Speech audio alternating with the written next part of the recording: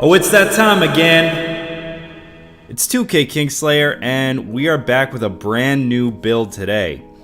So I decided to create a big man because I had that playmaking shot creator a while ago, but that's just not me. I just like to play big guys, so I'm gonna jump straight into what the build is because I'd like to avoid BS on this channel. So I created a center.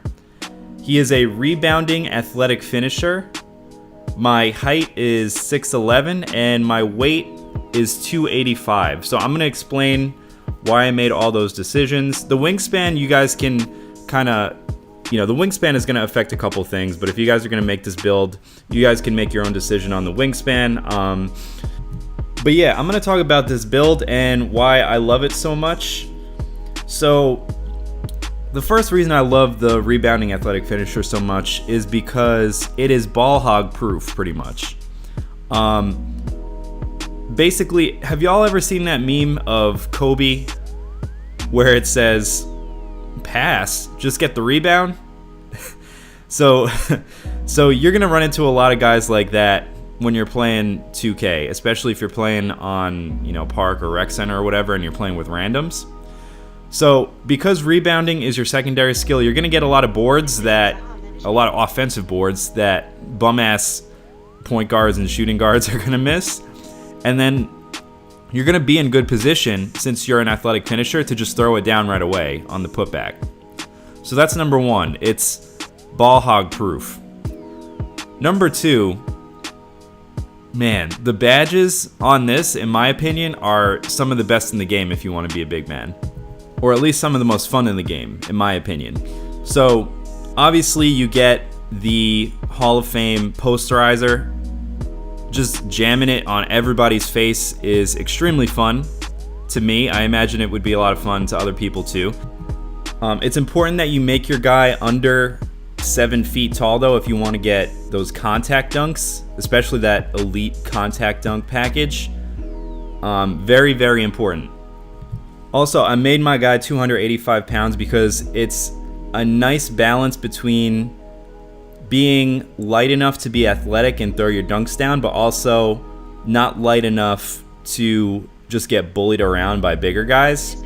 So this build is not great defensively, but it's good enough. I very rarely get outscored on Rec Center and on Park and stuff like that. It happens sometimes with bigger guys, but it's very rare. So yeah, there's that. And also you also get Lob City Finisher, another really fun Hall of Fame badge. Catching lobs is extremely fun, especially if you're playing with a playmaker or a point guard that's willing to throw you up lobs when it actually makes sense to do so. So there's that. You also get Hall of Fame Putback King, which is what I was saying. That's the kind of the ball hog proof badge, right? You grab those offensive boards, put it back right away. You get Relentless Finisher, which is really helpful for not only finishing around the basket, but also making sure that your opponents feel it, right? And then you get Hall of Fame Pick and Roller, which is obviously, you're going to run a lot of pick and rolls if you're playing Park, Rec, Pro-Am, whatever. Having said that, I do love this build, but there are a couple things that I want to caution you guys before you create this build if you're thinking about it. Number one, you're going to have a low usage rate. So if you're somebody that needs to have the ball in their hands all the time, this is obviously not the build for you. You're not going to be dribbling a lot. You're not really going to be holding the ball in the post a lot. You'll have adequate post skills at a certain point, but they're not going to be great. The purpose of this build, and really the reason that I made this build, is because I wanted to be like a souped up, like DeAndre Jordan type of player where I'm out there just jamming it on people at a really high efficiency rate, but not necessarily going to be touching the ball a lot, right? So that's something that I want you guys to really think about and keep in mind if you're going to make this. But you are going to get your numbers because, like I said, it's so high efficiency once you get up to 88 plus. And if you're playing the right way, putting yourself in good position, you're going to be shooting like 80% basically every game, because you're going to be right around the rim if you're playing correctly. So that's one of the first things that I wanted to just caution you guys before creating this build. Another thing is that if you're below like an 88 or so, don't even bother playing online. I'm just keeping it real with you guys. You have to grind your badges, and you have to get up to at least 88 in order for this build to be fun, because you're just going to be throwing layups up instead of dunks, and you're going to be like, what the hell, I'm an athletic finisher. Yeah, but 2K don't want you to win until you're like an 88. I'm just being honest with you.